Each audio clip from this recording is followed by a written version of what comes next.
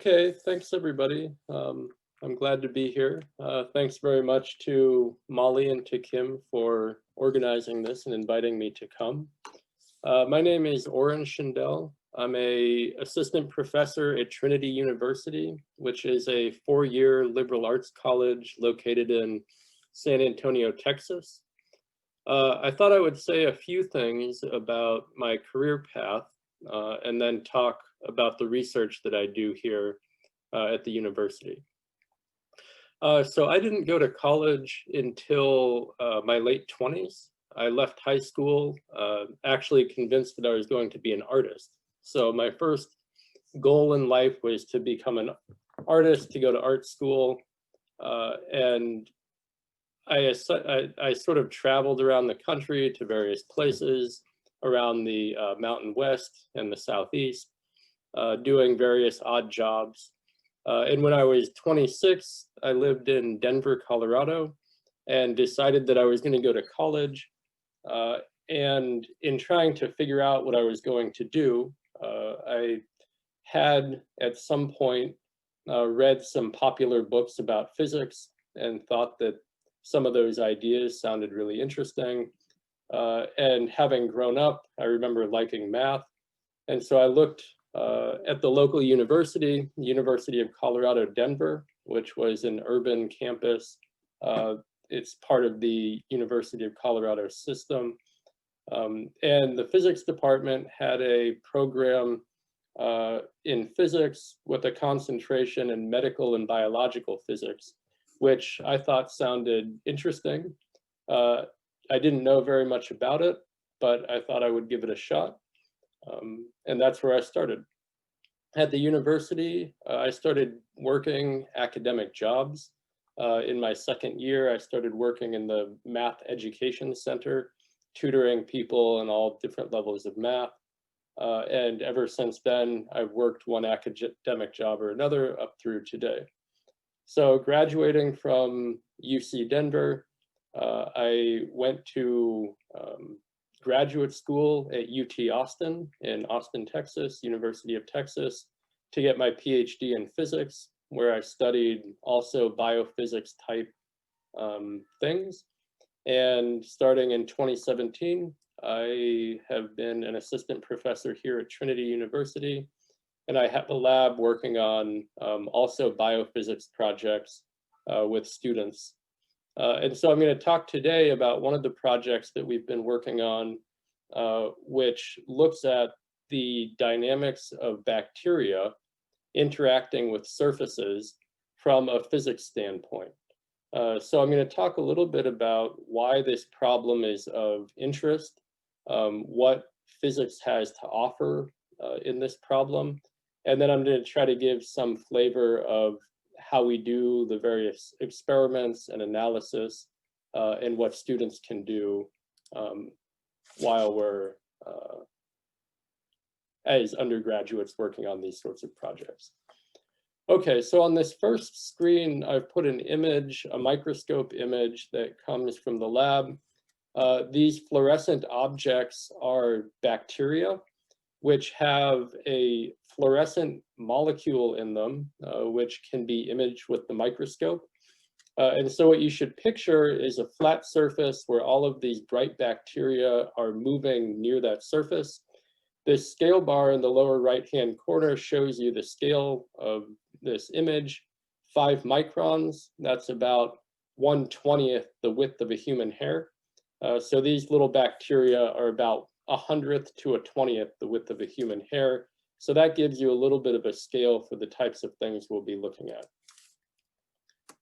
Okay, so the reason to study these sorts of problems, the interaction of bacteria with surfaces, has both applied science and basic science reasons. From an applied science standpoint, both in industry and medicine, the interactions of bacteria with surfaces are important.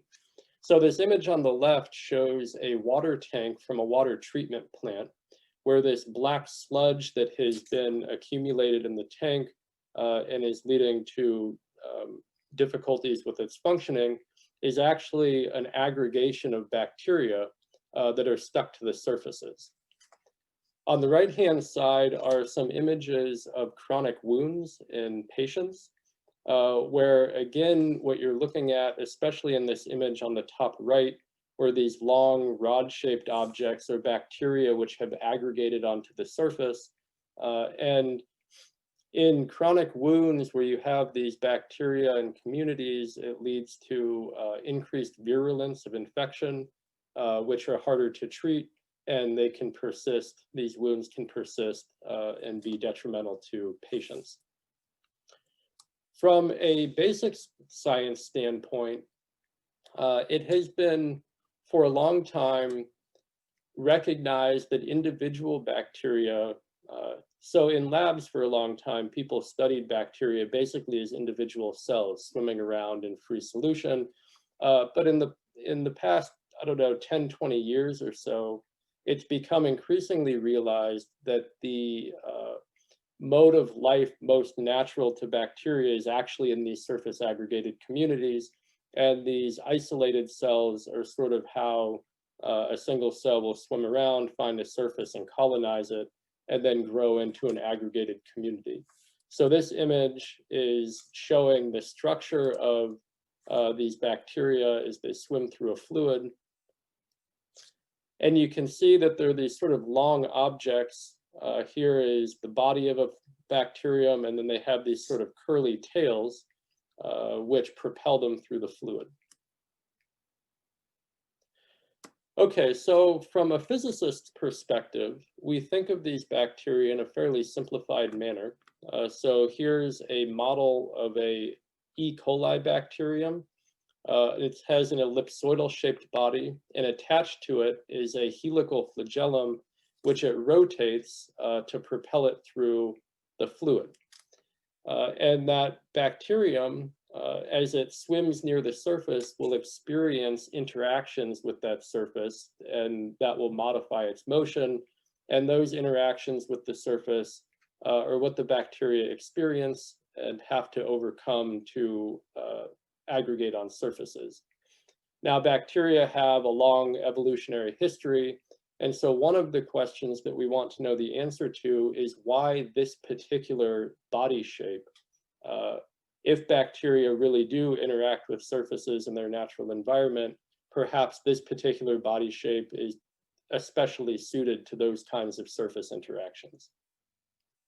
Okay, so I want to go through quickly just a brief description, maybe a simple mechanical description of what the bacteria, what you would expect from the bacterial interactions. So the idea is the bacteria rotate this helical flagellum, which propels them forward, but being in fluid, they also experience a drag force or a friction force from moving through the fluid. At this scale of fluid dynamics, there's no acceleration. The mass of the bacterium becomes irrelevant, and so the drag force and the propulsive force have to balance, and so what you expect is for the bacteria to move at basically a constant speed.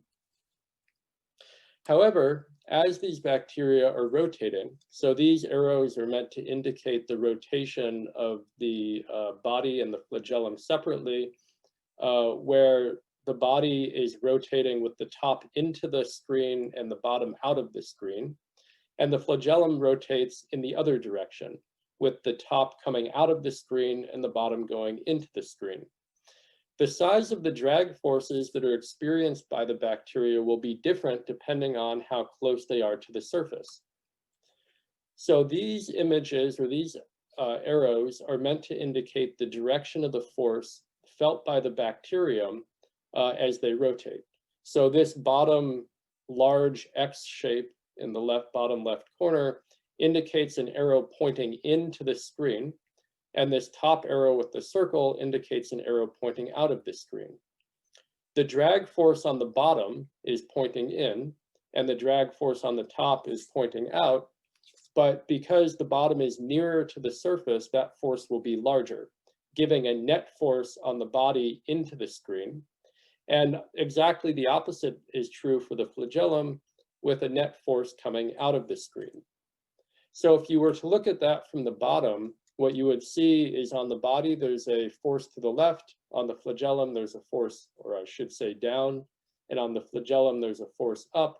And that leads to a rotation of the bacterium about a central axis. So this arrow represents the rotation of the bacterium, whose orientation will be counterclockwise, looking from the bottom. All right, now I'm going to move into how we use, what instruments we use, and physical principles we use to actually take these measurements. The microscopy method that we use to measure the motion of these fluorescent bacterium is based on an optics principle called internal reflection. So this particular image shows a schematic diagram of the boundary between glass and water, like you would find in a microscope setup. So the glass is the glass microscope slide, and the water would be the fluid where the bacteria are swimming. And these blue arrows represent light, which is incident on that boundary, and then it reflects. So this angle indicates the angle at which that light is incident, and this angle on the other side is the angle at which the light refracts. One of the basic laws of optical physics is called Snell's law, and it tells you how does the index of refraction how do the indices of refraction compare to the angles of incidence and refraction. So the idea is that as the angle of incidence increases, the angle of refraction will also increase. But at a certain point, at a certain critical angle, you achieve what's called total internal reflection. That is, the entire beam is reflected back instead of any of it being refracted to the surface. However, when you look at light, the physics of light, from a wave standpoint rather than from a ray standpoint, what it says is that even though the entire beam is reflected, there must still be an electric field on the other side of this boundary. So what happens is you achieve the existence of what's called an evanescent field, an evanescent electric field, which has the property that it decays exponentially away from the surface. So close to the surface, the field is strong, and as you move away from the surface, the field is very weak. So from a practical standpoint, this is useful because objects which are close to the surface will be bright, and objects which are far from the surface will be very dim. All right, so here is a schematic of what the experimental setup would look like. We have on the bottom an objective, a microscope objective, through which a laser beam is shined onto the interface of the water and glass, with these green ellipsoids representing the bacteria swimming around in the water. This evanescent field, which is bright near the surface and dim far away from it, is illuminating the bacteria, and the light that comes from the bacteria is then collected by the objective and imaged with a camera. So this image on the right is of an individual bacterium, where this bright spot near the bottom is a point of the bacterium that's close to the surface, and the dimmer spot farther away is the bacterium further from the surface. So just to replay what that data looks like, now that we have a picture of how it's taken, you can see, like at this center right here, this is a portion of a single bacterium which is close to the surface. Over here is that same bacterium far from the surface. And as these bacteria swim around, they get close and they get far. And so what we would like to do is extract measurements for the motion, the orientation, position, and motion of the bacteria as they move. All right, so the first thing that we have to do is some computer analysis. So now that we've done the experimental part, we go into the computer part and try to extract measurements.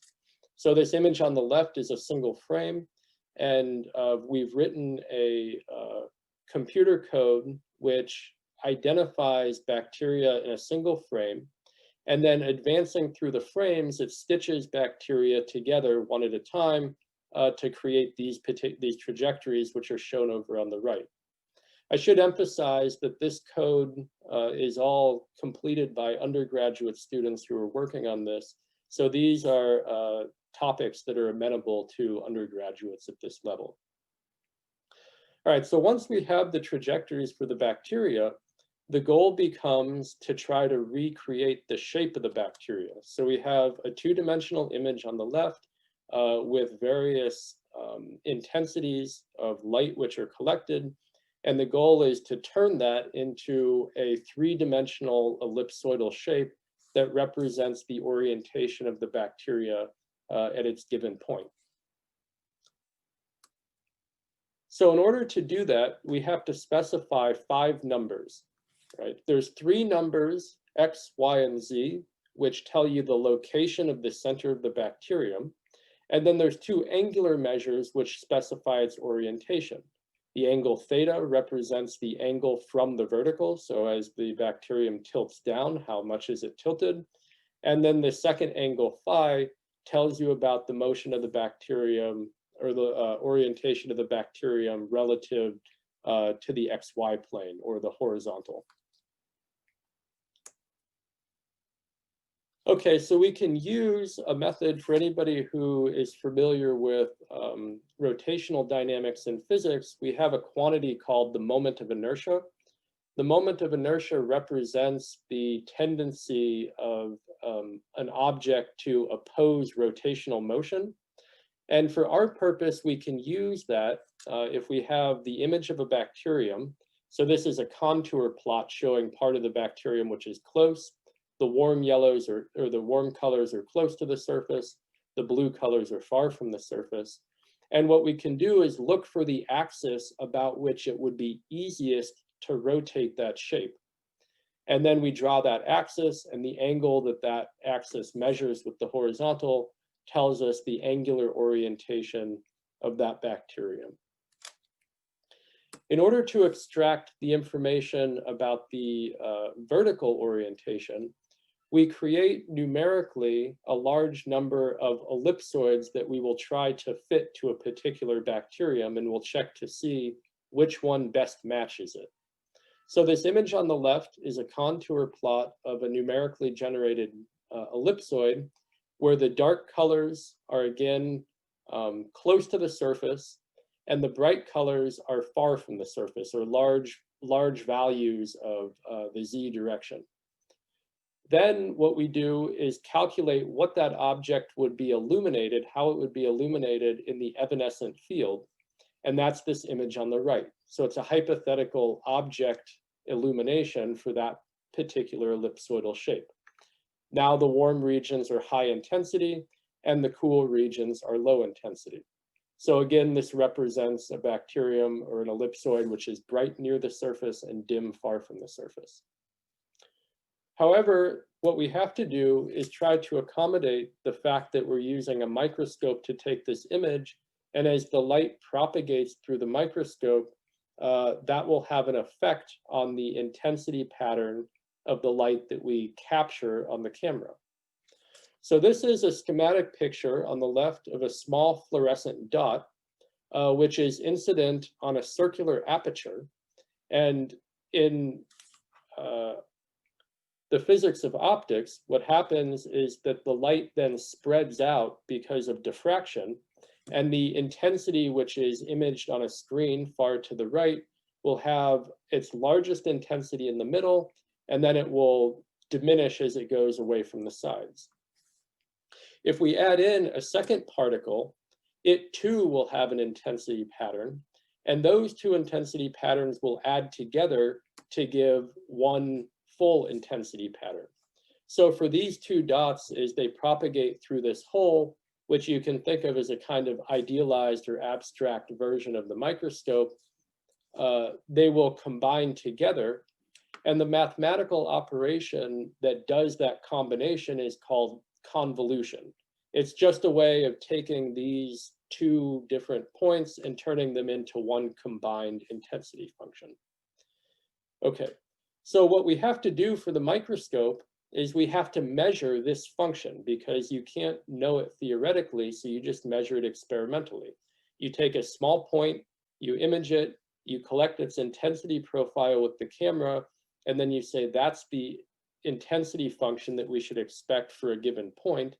And then what we have to do is take that function, which is called the point spread function, shown here again as a contour plot with the bright region being large intensity and the cool regions being low intensity, and perform that mathematical operation, the convolution, with our hypothetical object.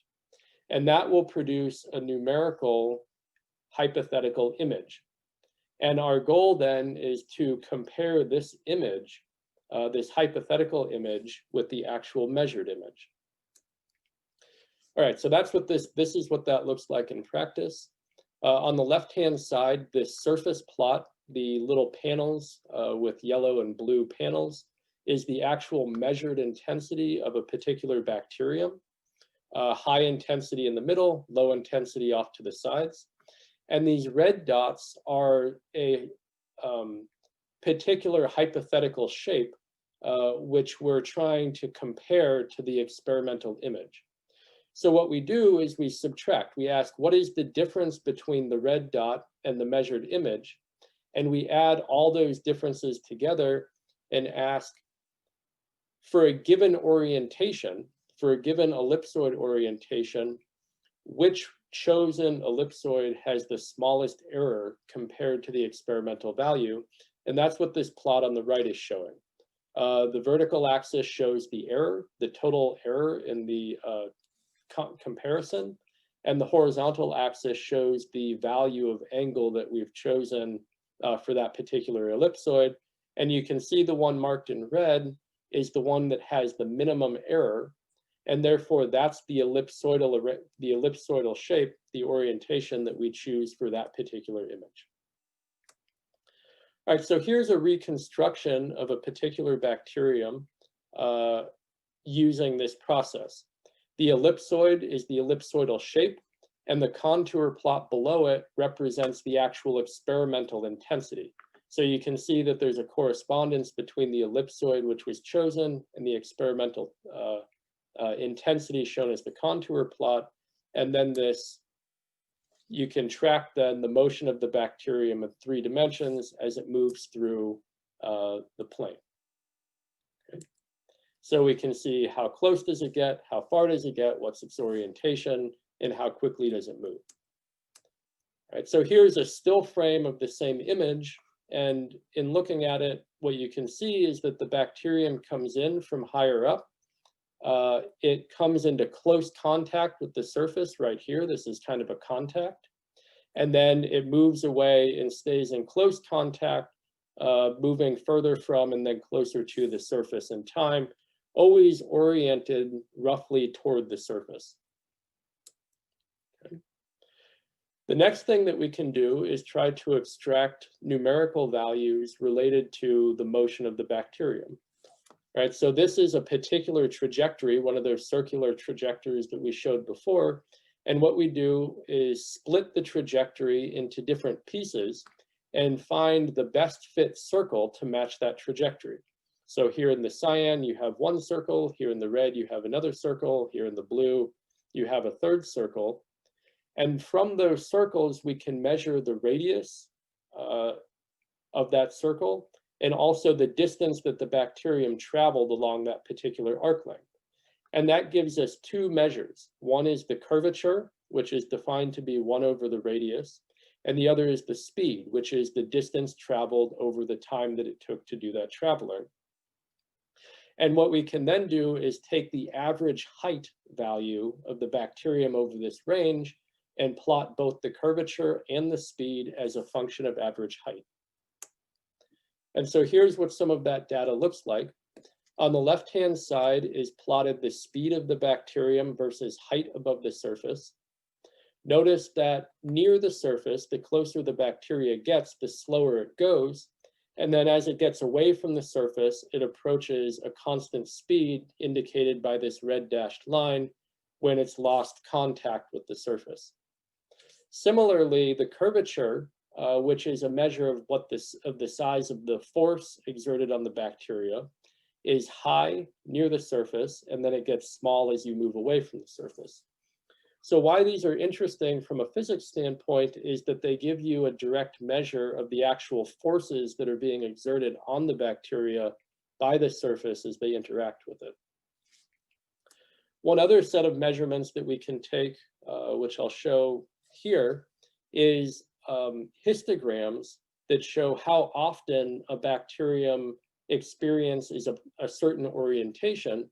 And what you find is that the most often or most frequent orientation is at about 120 degrees from vertical, which is exactly this oriented down image for the bacterium. Interestingly, once we took this measurement and found this, we went back to the literature and found that people had made theoretical predictions. And this is precisely the value that they predicted, which was a nice validation of our method. So with that, I'd like to stop the formal research part of the presentation and just acknowledge some of the students who have worked on this from the left. So Michaela Greiner and Keaton Holt are both physics majors at Trinity University. Quan Huang is a student in mathematics at Vietnam National University who came for a summer to work in the lab. And then Nicholas Colthorpe is a mathematics major at Trinity University. And these are my faculty collaborators on the right. Hua, who is a mathematics professor at Trinity. Bruce, who is a physics professor at another liberal arts college in Kentucky. And Dung, who is a professor of mathematics in Vietnam. So with that, I'd be happy to take any questions that you have. Thank you for your attention. Hi, yes, absolutely. Thank you so much. I promised myself I wouldn't talk about myself tonight, but I was a classroom teacher for many years and have taught a range of subjects, but primarily physics and biology. And that actually leads into our first question. This is such an interesting and unique sort of field of study and an approach. And we were wondering kind of just what got you interested in this, what drives this work, what are some of the applications, which you may have stated, but if you could clarify again for us some of that. Yeah, so I think, I mean, to address the personal question first, which is what got me interested, part of it, I think, is just the way that I grew up. I grew up in a rural area in the country, spent a lot of time around wildlife and had many animals growing up, catching frogs as a child. So I've always had a strong interest in life and living things. And then becoming a physicist, I was able to sort of combine those two interests by saying, okay, what kinds of questions can a physicist, as a physicist, could I ask about living systems? And so this is one example of where I think physics has something to say about the dynamics, for example, of bacteria. Why is this important and what are the applications?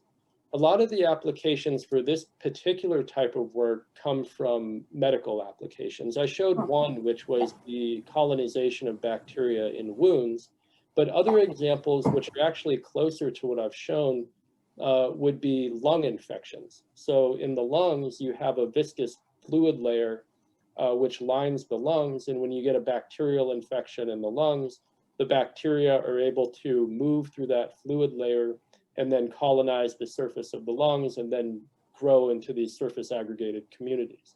So work like this might give insight into the kinds of treatments that are possible by modifying the interactions between the bacteria and the lungs. So that's one possibility, one possible direction this could go. Wonderful. That sounds really very intriguing. Thank you. Okay, we've got a few questions here from our educators as well, of course. Could you speak a little bit about the types or, I know you addressed this a little bit, but the types or kinds of mathematics that are necessary to, or that you are using to conduct this research in particular? There's a range of mathematical things that we're doing. One of the things that I like to stress to students working on these kinds of projects, and especially in research, and especially for undergraduates, is to learn that the problems that we're trying to solve bring in a wide range of skills. So it sort of gives people a chance to draw from their knowledge base, what can I take and where can I take it from to address these problems? So in this context, I can name a few things that we use. First of all, there's the mathematics of the physics that we're using. So this is basic fluid dynamics and the laws of Newtonian mechanics, basically.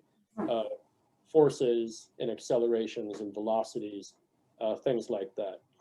From the data analysis standpoint, a lot of this is related to minimization. So how do you minimize a function? In doing this fitting procedure, perhaps people have learned about doing least squares fitting. That's one kind of mathematical operation, which is actually related to statistics too. How do you find the statistically best fit line? And then there's the question about interpreting the data. And so then we also have to, as experimentalists, it's important to put bounds on our measurements. What is the error in them? And we use statistical measures to figure out that error. And then I also would say that some of the computation, some of the coding, which is not mathematics proper, still brings in sort of a mathematical way of thinking. You're trying to think in an algorithmic fashion. How do you perform a series of operations, and in what set of steps do you do that?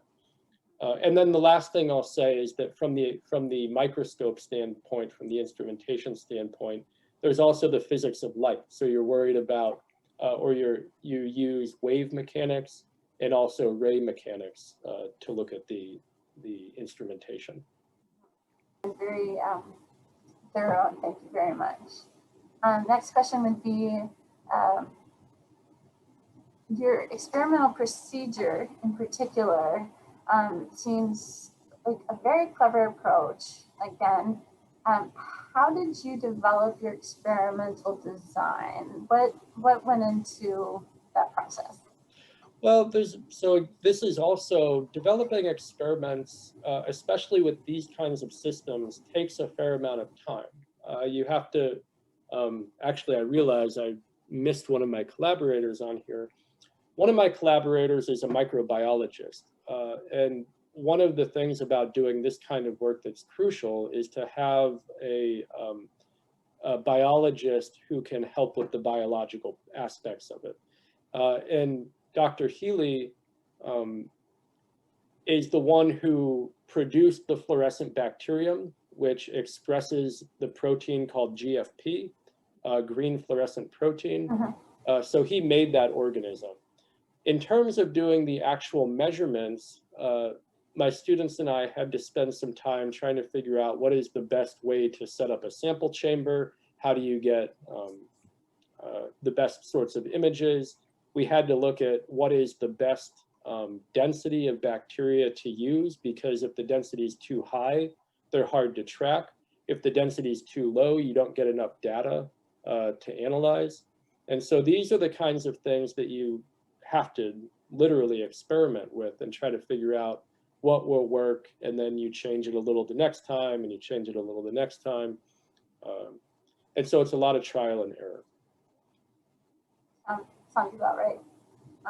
Also, so I did ask you kind of about the applications, and I think this leads into what are the implications of the research findings? Because it's asked for applications, which you've sort of discussed, but what are the implications of these findings?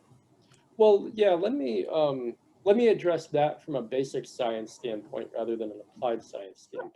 I mentioned briefly this idea that the bacterial structure might be particularly suited to these kinds of interactions because bacteria in their natural environment switch between these two states. And so it's crucially important to the bacterium what kinds of interactions they experience. Those interactions depend also on the structure of the bacterium. And so we can actually, through fluid mechanics types analysis, we can start to ask questions like, what is the efficiency of the bacterium? how much energy does it take for it to swim near the surface at a given speed. And we've started to do this and found that in certain ways, the measure or the structure of the bacterium is optimally suited for using energy. It happens to be like the lowest energy use structure that you can find. I can't speak on that conclusively, but there's some indication that that's true. And so some of the implications, just from a sort of basic science standpoint, are that